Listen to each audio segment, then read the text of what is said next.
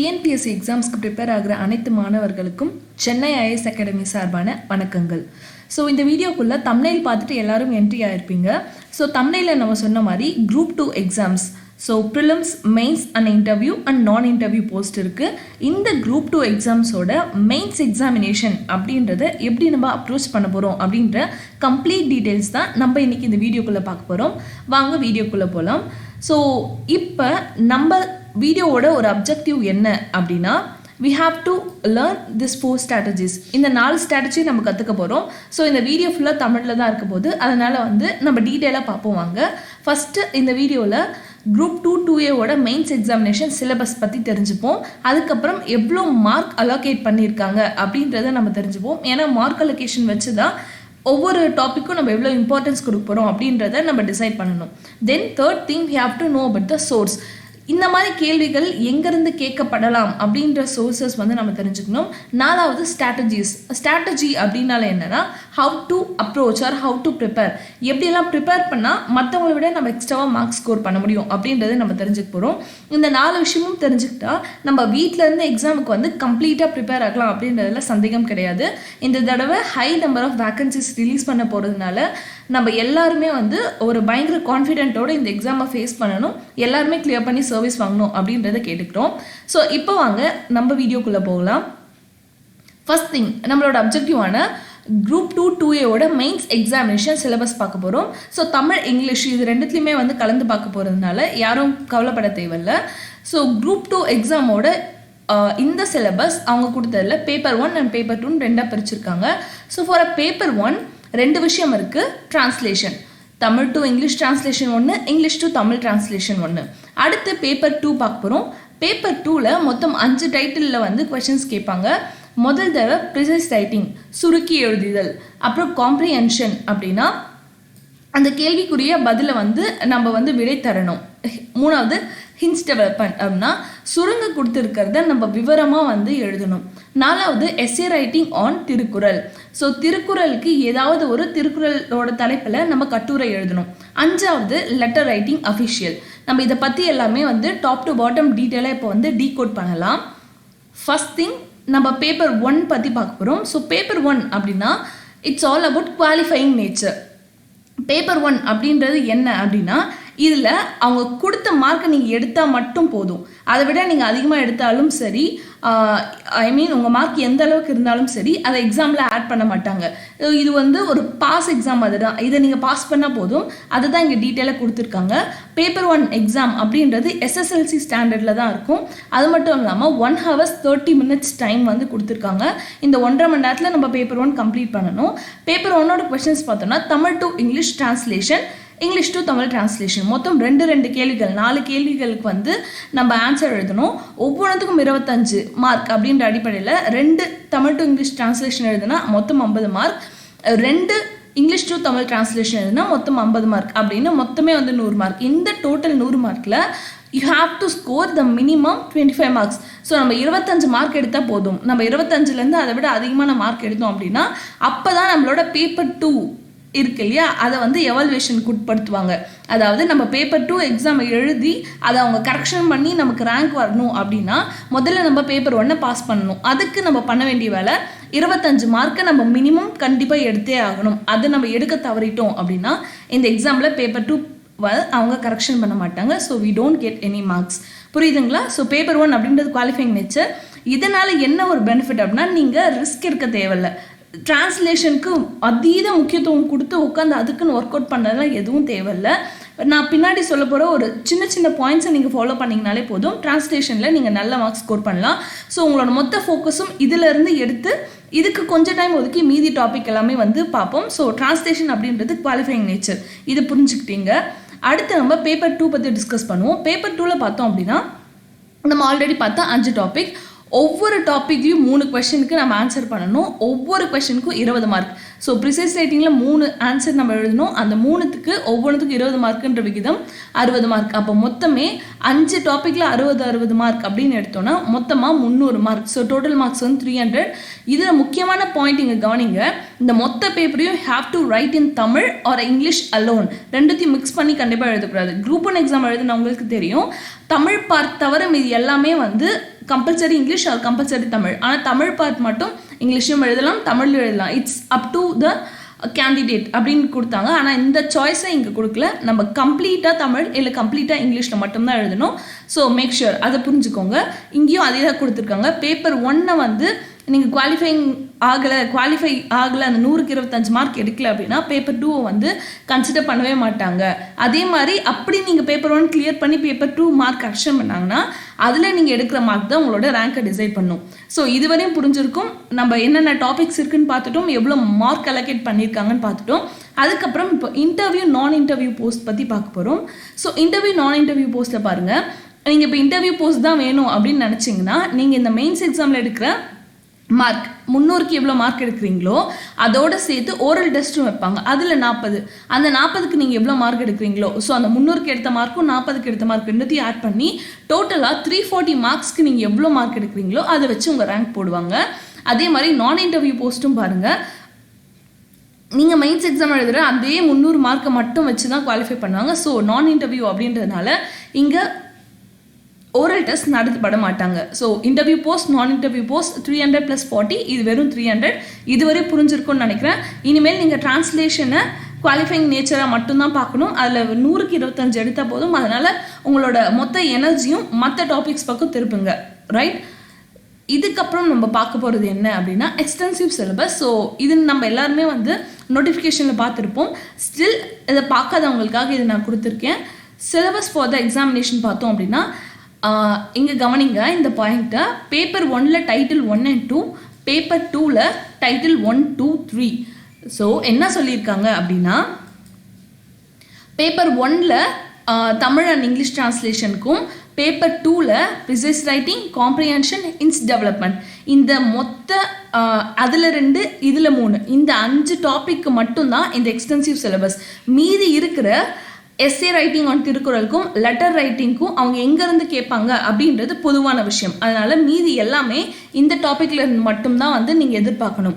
So paper 1 கம்ப்ளீட்டாக paper 2ல் 1, 2 and 3 இது 3மே இதுக்குள்ளே இருந்து தான் வரும். எதுலேருந்து வரும் அப்படின்னு பார்ப்போம். Origin and development of Tamil civilization, Sangam period literature, musical tradition of Tamil Nadu, dramatic art form, socio-economic history, rationalist movement, contribution of socio-reform movement, feminism, then contemporary Tamil language. இதையே நம்ம அப்படியே தமிழில் பார்த்தோம் அப்படின்னா தமிழில் பார்த்தோம் அப்படின்னா தமிழரின் நாகரிகமும் தோற்றமும் வளர்ச்சியும், தமிழ் மொழியின் வளர்ச்சியில் சங்ககால இலக்கியம், தமிழ்நாட்டின் இசை மரபு, நாடகக்கலை, சமூக பொருளாதார வரலாறு, பகுத்தறிவு இயக்கங்கள், தமிழ்நாட்டின் சமூக பொருளாதார முன்னேற்றம் மற்றும் பெண்ணியம், இக்கால தமிழ் மொழி, தமிழர்களின் வாழ்வியல். இந்த டாபிக்ல இருந்து தான் டிரான்ஸ்லேஷனை கம்ப்ளீட்டாக கேட்பாங்க, ப்ரிசைஸ் ரைட்டிங் கேட்பாங்க, காம்ப்ரிஹென்ஷன், ஹிண்ட்ஸ் டெவலப்மெண்ட், இந்த 5மே இதில் இருந்து மட்டும்தான் கேட்பாங்க. திருக்குறளும் அதே மாதிரி நம்மளோட லெட்டர் ரைட்டிங்கும் வந்து பார்த்தோம் அப்படின்னா அது பொதுவாக மீதி கொடுத்துருக்க டாபிக்ஸ்லேருந்து வரும். ஸோ இந்த 5 டாபிக் இதுலேருந்து மட்டும் ப்ரிப்பேர் பண்ணுங்கள். ஓகே, நம்ம டாபிக்ஸ் பற்றியெல்லாம் பேசிட்டோம். From where we have to prepare, எங்கே தான் இருக்குது சோர்ஸ் இதுக்கு அப்படின்னு கேட்டிங்க அப்படின்னா, so this is the source.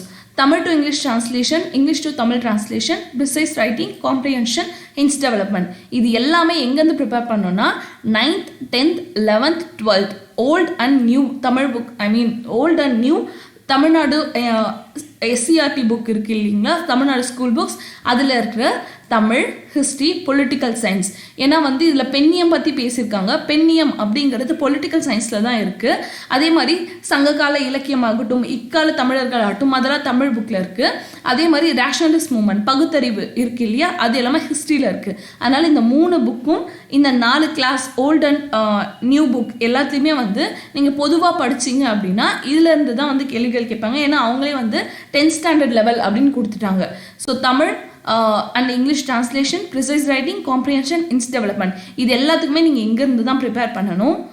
அதுக்கப்புறம் எஸ்ஏ ரைட்டிங் அண்ட் திருக்குறள் பார்த்தீங்க அப்படின்னா 6th to 12th old and new Tamil புக்ஸில் இருக்க திருக்குறள் அதோட விளக்கம் அதை எழுதிக்கிட்டு அதுக்கப்புறம் திருக்குறளோட உரை புக், ஒரு எடுத்துக்காட்டுக்கு மூவே வரதராஜர், அந்த மாதிரி நிறைய பேர் வந்து திருக்குறளோட உரை மாற்றம் வந்து எழுதியிருக்காங்க. அதில் உங்களுக்கு பிடிச்ச உங்களுக்கு கன்வீனியண்ட்டான புக் ஏதோ அதை செலக்ட் பண்ணிக்கோங்க. தென் லெட்டர் ரைட்டிங்க்கு அஃபிஷியல் லெட்டர்ஸ், ஸோ நிறைய அஃபிஷியலாக வந்து லெட்டர்ஸ் இருக்கும். அந்த லெட்டர்ஸ் எல்லாத்தையும் கேதர் பண்ணி அதுலேருந்து எழுதுங்க. இதில் என்னென்ன காம்போனன்ட்ஸ் எல்லாம் வேணும் அப்படின்றத நான் இந்த கிளாஸில் கண்டிப்பாக சொல்லித்தரேன். இதையே நம்ம தமிழில் பார்த்தோம் அப்படின்னா, தமிழிலிருந்து ஆங்கிலத்துக்கு மொழிபெயர்தல், அதே மாதிரி ஆங்கிலத்திலிருந்து தமிழ், சுருக்கி வரைதல், பொருள் உணர்திறன், சுருக்க குறிப்பிலிருந்து விரிவாக்கம், இது எல்லாமே தமிழ், வரலாறு மற்றும் அரசியல் அறிவியல் இந்த புக்ஸ்லேருந்து எடுத்துக்கோங்க. அதே மாதிரி திருக்குறள் கட்டுரை வரைதல், கடிதம் வரைதல், இது ரெண்டுமே பார்த்தீங்க அப்படின்னா ஸோ ஸ்கூல் புக், அதே மாதிரி வந்து அஃபிஷியல் லெட்டர்ஸ் எங்கே இருந்தாலும் கேதர் பண்ணுங்கள். ஏன்னா நெட்டில் நிறைய அஃபிஷியல் லெட்டர்ஸ் இருக்குது. அதுலேருந்து ஐடியாஸ் கேதர் பண்ணி எழுதுனீங்க அப்படின்னா you will get more marks. இதே மாதிரி இருக்க சமயத்தில் நம்ம இப்போ ஹவு டு ப்ரிப்பேர் அப்படின்னு பார்க்க போகிறோம். ஸோ ஃபஸ்ட் திங் ட்ரான்ஸ்லேஷன்ஸ் எப்படி ப்ரிப்பேர் பண்ணோம் அப்படின்னு பாருங்கள். ஸோ இதுக்கு முன்னாடி நான் ஒன்று சொல்லிக்கிறேன். நம்மளோட Chennai IS academy YouTube page, இந்த யூடியூப் பேஜ்லேயே பார்த்தோம் அப்படின்னா வந்து நம்ம குரூப் 2க்கான மெயின்ஸ் எக்ஸாம் வந்து ஃப்ரீயாக வந்து கண்டக்ட் பண்ணிகிட்ருக்கோம். ஸோ குரூப் 2 எக்ஸாம் வந்து எப்படி அப்ரோச் பண்ணணும் டாபிக் வைஸ் சொல்லி கொடுத்துட்ருக்கோம். அதே மாதிரி கொஷின் பேப்பர்ஸும் வந்து டிஸ்கிரிப்ஷன் பாக்ஸ் போஸ்ட் பண்ணுறோம். அதுக்கு மாடல் ஆன்சர்ஸும் வந்து போஸ்ட் பண்ணுறோம். இது எல்லாமே வந்து இப்போ ஒரு 2 வீக்ஸாக கிளாஸஸ் நடந்துட்டுருக்கு. இதுவரையும் இந்த கிளாஸஸ் அட்டென்ட் பண்ணாதவங்க அந்த கிளாஸஸ் போய் பாருங்க. Group 2 exam mains examination question paper வச்சு ப்ராக்டிஸ் பண்ணுங்க. மாடல் ஆன்சர்ஸை கம்பேர் பண்ணி பாருங்க. இதையும் இல்லாமல் நம்ம குரூப் 1க்கு நடக்க போகிற ப்ரிலிம்ஸ் எக்ஸாமுக்கும் டாபிக் வைஸ் வந்து நம்ம டிஸ்கஷன் பண்ணிட்டு இருக்கோம். ஸோ போத் குரூப் 1 குரூப் 2 இது எல்லாத்துக்குமே வந்து நம்ம அகாடமிக் பேஜில் வந்து இந்த யூடியூப் பேஜில் கிளாஸஸ் நடந்துட்டுருக்கு. ஸோ அது இதுவரையும் பார்க்காதவங்க போய் அதை பார்த்து உங்களோட ப்ரிப்ரேஷனை வந்து இன்னும் கொஞ்சம் எஃபெக்டிவாக வந்து யூஸ் பண்ணிக்கோங்க அப்படின்னு சொல்கிறோம். ஸோ இங்கே பார்ப்போம். ஆல்ரெடி நம்ம அந்த லாஸ்ட் அந்த வீடியோ டிஸ்கஸ் ஃபாலோ பண்ணவங்களுக்கு தெரியும், ஃபாலோ பண்ணாதவங்களுக்கு சொல்லிடுறேன். கம்ப்ளீட்டாக திருக்குறள் அண்ட் லெட்டர் ரைட்டிங் என்னென்ன வேணும், எப்படிலாம் எழுதணும்னு எல்லாத்தையுமே வந்து top to bottom to the detail discuss பண்ணி 2 எக்ஸாமும் வந்து கண்டக்ட் பண்ணியிருக்கோம். எழுதாதவங்க just go and refer it. அதை பார்த்து உங்களோட கன்வீனியன்ட்டுக்கு அதை வந்து மாற்றி யூஸ்ஃபுல்லாக வந்து யூஸ் பண்ணிக்கோங்க. ஸோ இப்போ டாபிக்ஸ்குள்ளே போகலாம். ஹவு டு ப்ரிப்பேர், இதுதான் ரொம்ப முக்கியம். நமக்கு என்னென்ன டாபிக்னு தெரிஞ்சு போச்சு, எது எதுக்கு எவ்வளோ முக்கியம் தெரிஞ்சு போச்சு, எது எது எங்கேருந்து கேட்பாங்க, எப்படிலாம் ப்ரிப்பேர் பண்ணணும் சோர்ஸ் தெரிஞ்சிருச்சு. ஆனால் எப்படி ப்ரிப்பேர் பண்ணணும் அப்படின்றத இங்கே பார்க்க போகிறோம். ட்ரான்ஸ்லேஷனில் first thing you have to learn the keywords. இதையே வந்து நம்ம தமிழில் கொண்டு போகணும் அப்படின்னா முதல்ல முக்கியமான வார்த்தைகளை வந்து நம்ம கற்றுக்கணும். அதுக்கப்புறம் prepare and make a notes on keyword. For example, rationalist movement அப்படின்னா rationalism அப்படின்னா பகுத்தறிவு. நான் ஃபுல்லாக இங்கிலீஷில் தான் படிச்சிருக்கேன், இல்லை நான் ஃபுல்லாமே தமிழில் தான் படிச்சிருக்கேன், எனக்கு இது எப்படின்னு தெரியல அப்படின்னு எதையுமே யோசிக்க வேணாம். முக்கியமான அந்த நம்ம எக்ஸ்டென்சிவ் சிலபஸ் பார்த்தோம் இல்லையா, அந்த டாப்பிக்கில் இருக்க முக்கியமான கீவேர்டு எல்லாம் தமிழ் அண்ட் இங்கிலீஷில் ரெண்டுத்துலையும் எழுதி வச்சுக்கோங்க. அந்த வார்த்தைகள் வரும்போது கிராமரை வந்து மிக்ஸ் பண்ணி போடும்போது அந்த கீவேர்ட்ஸுக்கு எழுதுங்க. பிகாஸ் ஃபெமினிசம் அப்படின்னு கொடுத்தாங்கன்னா பெண்ணியம் அப்படின்ற வார்த்தையை உங்கள் பேப்பரில் எல்லாருமே எதிர்பார்ப்பாங்க. ஆனால் நீங்கள் அது பெண்ணியம் பதிலாக வேற ஒரு வார்த்தையை நீங்கள் யூஸ் பண்ணீங்க அப்படின்னாலும், அந்த நீங்கள் யூஸ் பண்ணுற வார்த்தை ஆப்டாக இல்லைனாலும் கண்டிப்பாக உங்களுக்கு மார்க் குறைய வாய்ப்பு இருக்குது. அதனால எந்த வார்த்தைக்கு என்ன கீவேர்டு யூஸ் பண்ணுமோ அந்த வார்த்தையோட அச்சு வார்த்தை தமிழ் வார்த்தை அதோட அப்படியே ஒரு ஒரு அஃபிஷியலான ஒரு தமிழ் வார்த்தையை நீங்கள் யூஸ் பண்ணால் மட்டும்தான் நல்ல மார்க்ஸ் ஸ்கோர் பண்ண முடியும், நம்ம அதை குவாலிஃபை பண்ண முடியும். அதனால் டிரான்ஸ்லேஷன் பொறுத்தவரையும் ஃபஸ்ட்டு ஒவ்வொரு வார்த்தைக்கும் என்னதான் அதோட கீவேர்டு தமிழில் இங்கிலீஷ்லேயே அதை கற்று வச்சுக்கோங்க. அதுக்கப்புறம் அதை ப்ரிப்பேர் பண்ணி நோட்ஸ் எடுங்க. ஃபார் எக்ஸாம்பிள் ரேஷனலிசம் அப்படின்னா பகுத்தறிவு அப்படின்றத நீங்கள் அங்கே மென்ஷன் பண்ணணும். பகுத்தறிவுன்னு எழுதாமல் நீங்கள் வந்து என்னதான் மொழிபெயர்த்தாலும் அங்கே வந்து ஒரு முழுமை அடையாது. அதனால் பகுத்தறிவு, அதுக்குள்ளேயே வந்து திராவிட இயக்கம் நடந்தது, அதுக்குள்ளே பார்த்தீங்க அப்படின்னா வந்து சுயமரியாதை இயக்கம் நடந்தது, இது எல்லாமே நடந்தது. இதை செல்ஃப் ரெஸ்பெக்ட் மூமெண்ட் அப்படின்னா சுயமரியாதை இயக்கம், திராவிடியன் மூமெண்ட் திராவிட இயக்கம், ஆன்டி பிராமின் மூமெண்ட், இந்த மாதிரி எல்லா வார்த்தைக்கான தமிழ் வார்த்தையும் நீங்கள் எழுதி வச்சு ப்ராக்டிஸ் பண்ணணும். அதெல்லாம் ப்ராக்டிஸ் பண்ண பிறகு ஹோல் பேராகிராஃபை எழுதி அந்த டைம்குள்ளே நீங்கள் முடிக்கணும். ஏன்னா கொடுத்துருக்கிறது 1.5 மணி நேரம் டைம். ஆல்மோஸ்ட் பார்த்தோம் அப்படின்னா 90 மினிட்ஸ். அந்த 90 மினிட்ஸில் நீங்கள் 4 கொஷனுக்கு பதில் சொல்லணும். அதனால் எக்ஸ்டென்சிவாக ரைட்டிங் ப்ராக்டிஸ் இருக்கணும். ஸோ தமிழ் இதே தான், முக்கிய வார்த்தைகளை நம்ம கற்றல், அதுக்கப்புறம் அந்த வார்த்தைகளை வச்சு குறிப்பு எழுதுதல், அதுக்கப்புறம் வந்து அதை விரிவாக எழுதி பயிற்சி செய்தல். இது 3 பண்ணோன்னா translation will be very easier. அடுத்து நம்ம பார்க்க போகிறது ப்ரிசைஸ் ரைட்டிங். ஸோ ப்ரிசைஸ் ரைட்டிங்கில் நீங்கள் இந்த 5 விஷயம் கண்டிப்பாக பண்ணணும். ப்ரிசைஸ் ரைட்டிங் அப்படின்றது நம்ம ஸ்கூல்லே படிச்சிருக்கோம். படிக்காதவங்களுக்கு படிச்சிருப்போம் ஞாபகம் இல்லாதவங்களுக்கு சொல்லணும் அப்படின்னா என்னென்னா, ப்ரிசைஸ் ரைட்டிங்னா ஒரு 3-4 பேராகிராஃப் கொடுத்துருவாங்க. அதை சுருக்கி நம்ம வந்து கீவேர்டாக வந்து மாற்றி கடைசியாக எழுதணும். இதுதான் ப்ரிசைஸ் ரைட்டிங்கோட குறிக்கோள். ஸோ ப்ரிசைஸ் ரைட்டிங்கில் என்ன அப்படின்னா, ஒரு 3-4 பேராகிராஃப் கொடுத்துருப்பாங்க. அந்த காம்ப்ரிஹென்ஷனை கேர்ஃபுல்லாக படிக்கணும். அதே மாதிரி இம்பார்ட்டன்ட் பாயிண்ட்ஸ் என்னென்ன, ஏன்னா வந்து அந்த காம்ப்ரிஹென்ஷன் எதை பற்றி பேசுது, யாரெல்லாம் அதில் முக்கிய கருத்தா, இந்த மாதிரி எல்லாத்தையுமே நோட் டவுன் பண்ணணும். நோட் டவுன் பண்ணி ரஃப் டிராஃப்ட் வரையணும். அதுக்கப்புறமாட்டுக்கு சிம்பிள் அண்ட் ப்ரிசைஸ் லாங்குவேஜில் அதை வந்து சுருக்கி எழுதணும். அதுக்கப்புறமாட்டுக்கு ஃபைனல் டிராஃப்ட்டை வந்து கொடுத்து எல்லா பாயிண்ட்ஸும் அதில் இருக்கா அப்படின்னு ஒரு தடவை செக் பண்ணிக்கணும். இதையே தமிழில் சொன்னோம் அப்படின்னா சுருக்கி வரைதில்ல. ஸோ கவனமான பொருட்களை உணர்ந்து படிக்கணும். இப்போ அது என்ன சொல்கிறது, சங்ககால இலக்கியங்கள் பற்றி இருக்குது அப்படின்னா என்னென்ன இலக்கியம் யார் யார் எழுதியிருக்கா அப்படின்ற வார்த்தைகளை நம்ம மென்ஷன் பண்ணாமல் விட்டுட்டோம் அப்படின்னா நம்ம ஆன்சர் முழுமையடையாது. அதனால் எதை பற்றி பேசுது, யாரை பற்றியெல்லாம் பேசுதுன்னு எல்லாத்தையும் கவனமாக ஒரு தடவை 1-2 முறை படித்து அதோட பொருள் உணர்ந்து முக்கிய வார்த்தைகளை வந்து குறிப்பு எடுத்து எழுதணும். அதுக்கப்புறம் எளிமையான மொழியில் வந்து எழுதணும். ஏன்னா நம்ம வந்து எழுதுறது நம்மளோட கிராமட்டிக்கல் மிஸ்டேக்ஸ் இல்லாமல் அவாய்ட் பண்ணணும். நம்ம எழுதுகிற வார்த்தைகள் மற்றவங்களுக்கு புரியணுமே தவிர ரொம்ப ஹைஃபை இங்கிலீஷ்லாம் எழுதணும்னு அவசியம் இல்லை. இந்த மாதிரி எளிமையான இதுவில் எழுதணும். அதே மாதிரி கடைசியாக பார்த்தீங்கன்னா முக்கிய வார்த்தை எல்லாமே இடம்பெற்றிருக்கா அப்படின்றத ஒரு தடவை ரெஃபர் பண்ணிக்கோங்க. அடுத்து நம்ம பார்க்க போகிறது காம்ப்ரிஹென்ஷன் அப்படின்னா சின்ன வயசில் நம்ம நிறைய எல்லா எக்ஸாம்ஸுமே இப்படி தான் எழுதிருப்போம். ஒரு பேராகிராஃப் கொடுத்துருவாங்க. அந்த பேராகிராஃப்லேருந்து கீழே வந்து 5 கொஸ்டின் கேட்பாங்க. அந்த 5 கொஸ்டினுக்கு எது கரெக்ட் ஆன்சர் அப்படின்றது பார்த்து நம்ம மார்க் பண்ணி அதை எழுதணும். அப்படி எழுதும் போது ஃபஸ்ட்டு காம்ப்ரிஹென்ஷனை வந்து கேர்ஃபுல்லாக படிங்க. படித்த பிறகு கொஸ்டினில் இருக்க கீவேர்ட் தெரிஞ்சுக்கோங்க. அப்புறம் அந்த கொஸ்டினுக்கு ஏற்ற மாதிரி ஆன்சர் பண்ணுங்கள். எந்த ஒரு கிராமட்டிக்கல் மிஸ்டேக்ஸும் வராமல் பார்த்துக்கோங்க. ஸோ பொருள் உணர்திறனில் கவனமாக படிக்கணும். பொருள் உணர்வு எந்த தலைப்புலேருந்து கொடுத்துருக்காங்கன்றதை நம்ம மனசில் பதிய வைக்கணும். அதுக்கப்புறம் கேட்ட கேள்விக்கு மட்டும் ஒழுங்காக பதில் சொன்னால் போகணும். எந்த இலக்கண பிழைகளும் வராமல் நம்ம தவிர்க்கணும். இந்த நாளுமே வந்து நம்ம கண்டிப்பாக பண்ணால் தான் காம்ப்ரிஹென்ஷனில் ஃபுல் மார்க்ஸ் ஸ்கோர் பண்ண முடியும். ஏன்னா காம்ப்ரிஹென்ஷன் பொறுத்தவரையும் 5 கேள்விக்கு 5 பதில், ஒவ்வொன்றும் ஒரு லைன் 1.5 லைன் இருந்தாலே போதும். ஸோ நம்ம ஃபுல் மார்க் வந்து ஸ்கோர் பண்ண இதுதான் பெட்டர் ஐடியா. அது மட்டும் இல்லாமல் நீங்கள் பேராவாக எழுதும்போது கூட தப்பு கண்டுபிடிக்க முடியாது. ஆனால் இந்த மாதிரி 1 லைன் 1.5 லைன் நம்ம எழுதுறதுனால ஈஸியாக தப்பு கண்டுபிடிச்சிடுவாங்க. அதனால் அந்த இடத்துல நீங்கள் தப்பு பண்ணாமல் கவனமாக செயல்படணும். அடுத்து நம்ம பார்க்க போகிற டைட்டில் 3 ஹிண்ட்ஸ் டெவலப்பிங் அப்படின்னா நம்ம சின்ன வயசுலேருந்து பார்த்துப்போம். ஏதாவது ஒரு கதை இருக்கும்.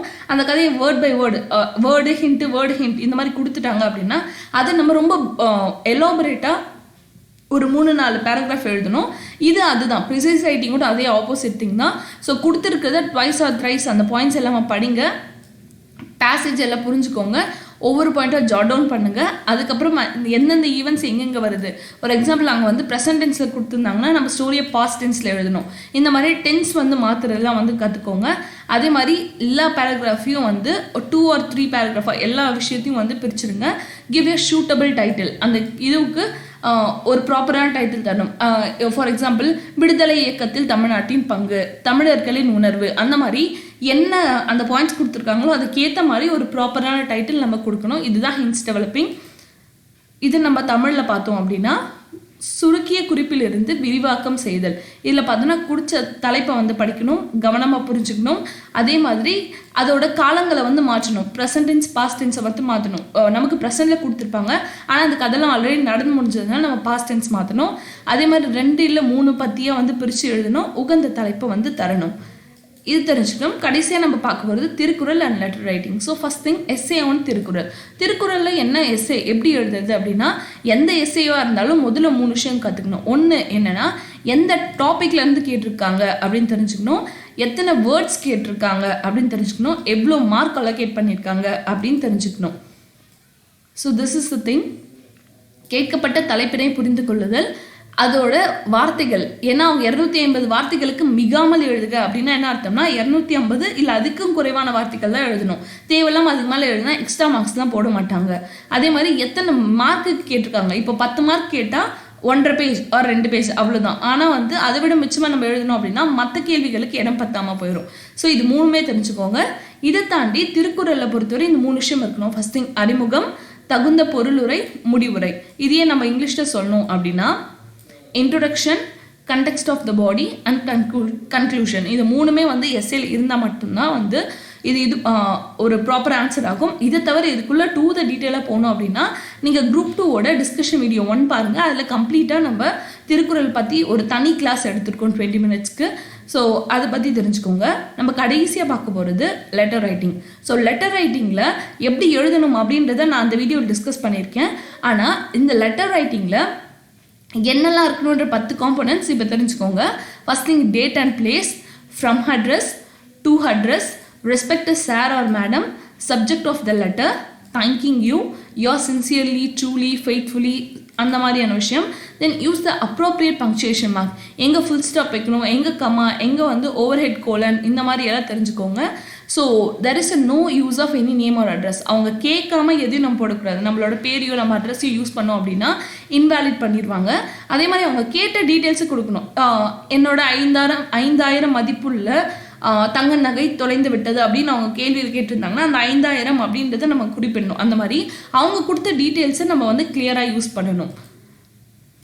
இப்படியெல்லாம் இந்த 10 விஷயத்தை பண்ணோம் அப்படின்னா ஒரு லெட்டர் வந்து ஒரு அஃபிஷியல் லெட்டராக வந்து கண்டிப்பாக மாறும்.